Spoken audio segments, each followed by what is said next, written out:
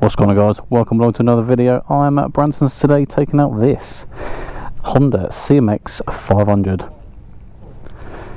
This morning I was out on that, the Honda CB500x. So exactly the same engine. Let's see how the different characteristics come through from an adventure style kind of touring bike to this cruiser style. Kicking us off then with this bike and the engine, 471 cc's, producing 47 brake horsepower and 43 newton meters of torque. And what that means really is around town this is going to be a nice little pokey engine, just to get you about, get in between traffic. But then when we get out onto the kind of back roads and the B roads, it will kind of feel like it's not the most peppy engine. And sometimes it's okay to have an engine that is just easy to ride. It's not going to catch you out. There is no rider modes, so it is just going to be your jump on and enjoy style of bike riding. I'm 6'1", and the ergonomics of this bike is the seat feels really low. The pegs are kind of almost that forward mounted style. Obviously this is a cruiser style bike, so the pegs are in front of my knees, I'd say. Not a massive amount, it's not a Harley, it's not out here, but definitely in front of you enough for it to be noticeable. My knees feel like they're almost higher than my hips, which means I'm not overly comfortable. Handlebars though, they are a good kind of comfortable distance from my chest, so at least my top half is comfortable, even if my bottom isn't. Bottom half.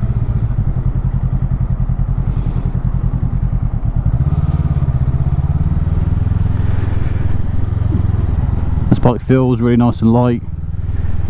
It's pretty easy doing this kind of town filtering.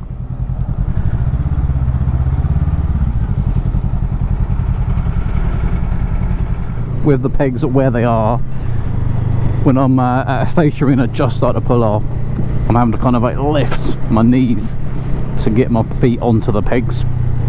It's not very comfortable, like I said, just where the seat height is quite low and then where the seat position is.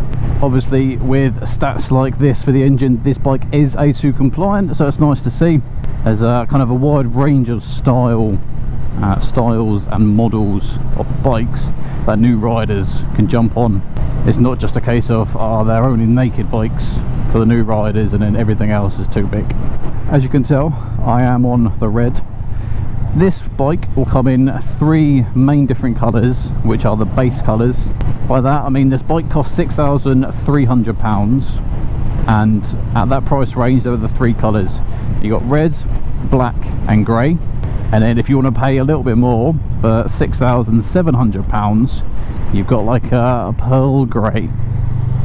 I'll put that up on the screen just so you can see the difference. I think it does look nice. So it's up to you whether you want to pay a little bit more.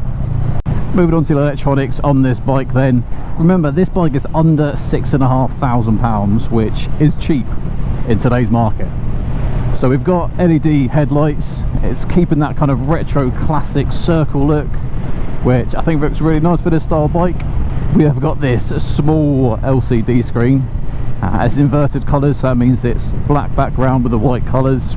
I can see my speed, see my fuel gauge, it's nice to see. There's more expensive bikes out there that don't have a fuel gauge. I know a lot of people moan when I say about nice to see gear indicators, because they're like, oh, you should know what gear you're in. Rubbish. These bikes are predominantly designed for those newer riders in mind. It just takes something away from them to have to think about whilst they're out by themselves for the first time.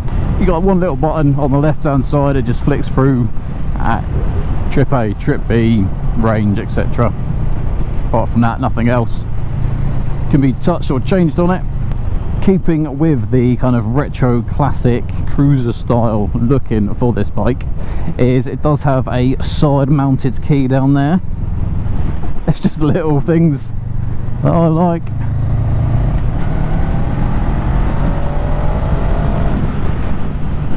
It's just the little things like that that I like on this bike.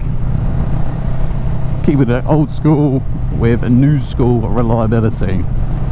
Apart from your ABS, there's pretty much nothing else on there tech wise. Like I said, there's no rider modes, no power modes, there's nothing to get confused about, nothing to get overwhelmed as a new rider as well. National speed limits. I am finding the suspension quite bumpy. I'm kind of getting bounced around on these back roads. I've said that the seat is low, and that's because it's coming in at 690mm, which is pretty low. I'm 6'1", so I kind of feel like I'm dominating this bike a little bit. We've got 41mm forks at the front. You can definitely see where Honda have saved some of their money with some of the components. I think personally, suspension and brakes are two of the biggest areas that I can notice. We've got a 2-piston pot caliper at the front and then a 1-piston pot caliper at the rear. The rear brake for this bike, you know what, isn't too bad. I've definitely seen worse, but the front kind of definitely feels lacking. It doesn't give me a whole lot of confidence that I'm going to get stopped exactly when I need to. So this engine is exactly the same as the CB500X.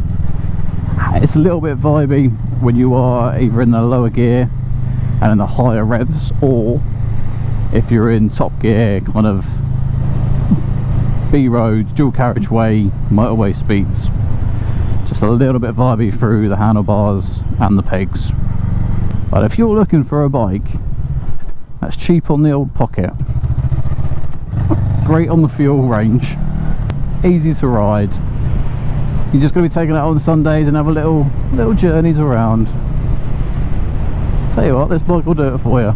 If you wanted something a little bit more upright and more luggage capacity, maybe with a bit of wind protection, you can actually start looking at the CB500X. If you liked the kind of comfortable, relaxed, naked style riding, then you could be looking at the CL500 or the CB500, because Honda have utilised this engine in about 4 or 5 different bikes. So even though Honda do claim it's got a revised seat for 2023, I'm 115 kilos and my backside is starting to go a little bit numb already, and I haven't been on this bike too long. Yeah, I didn't mind the suspension on the CB500X, I didn't have any problems with it, but this one, I don't know whether it's kind of like the style the bike is. Actually the rear shocks are slightly different, but I'm definitely getting bounced around a bit more on this than the 500X. This has got a curb weight of 190 kilos, so that really helps with that flickability. Like, it does just drop around, even though it's a cruiser style. It handles actually really nicely in these kind of, oh, it's a bit tight.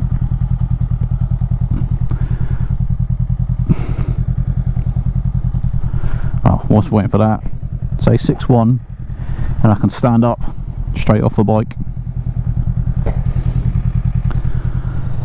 I say, for a Sunday bike, this is all you need. You don't need to be spending 10, 15, 20, 25,000 pounds on a bike. If you just want something to be reliable, turn the key, starts up, easy, comfortable to ride, this should definitely be on your demo list for 2023.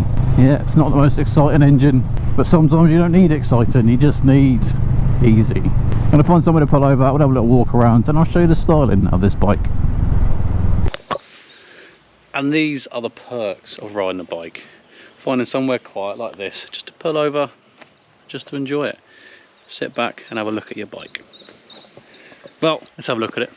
Left hand side of the bike, that is where the ignition key is. Like I said, retro round headlight. I think it looks really nice. This is definitely a no thrills bike, but I think for the value you get for this bike, it's actually really good. These are the suspensions, we've got one either side. Me personally, I like the way a cruiser style like this looks with a single seat, so I'd look at taking off this rear seat. I know you can customise this a little bit just to make it your own. Just to finish off the styling, Honda have whacked on these big, fat, chunky front and rear wheels. Luckily though, they don't affect the handling, as you can see throughout this video. There isn't much else to mention about this bike, so on that note, let's get back on the road. In typical UK fashion, the clouds have closed in, the heavens are starting to open up. So let's finish off this ride and review. Me personally, I'm a little bit too big, I'd feel, say 6'1". I just feel like I'm dominating this bike. The brakes and suspensions are both lacking. When you're going slow speed, the rear brake's okay, but like faster kind of B-road, back road speeds, they aren't the best. But if you want a cheap, reliable, easy to use, great on fuel bike that's under 6.5 grand brand new, like I said, you'd be a fool not to test this out. If you jump on this and you do like it, but you feel like it's not got enough vavoom for you, then Honda also do the Rebel CMX500, which is the same engine taken from the NC1100 and the Africa Twin 1100. So that might be the bike for you to go and test out after trying this bike. I mentioned at the start, which platform would I prefer, this or the CB500x? For this engine, you need to work those gears, you need to work that throttle to kind of get the best out of it. And for me, I'm just not overly comfortable on this bike. It's a little bit too short, a bit too cramped in the cockpit area, whereas the 500x I was more than comfortable on. Also, I preferred the suspension on the 500x over the Rebel. So if I personally had to pick between those two, my money is on the 500x this time around. Let me know in the comments box below, which one would you pick, Rebel or the 500x? I hope you've enjoyed this quick ride and review of the CMX500. If you did, please make sure you like the video, but more importantly, subscribe to the channel. Helps us keep growing, because we have got more and more ride and reviews coming weekly. If you are interested in watching the Honda CB500x review that I've done, check out this video here, and I'm going to try and get back before the heavens open up too much. Until the next one, ride safe.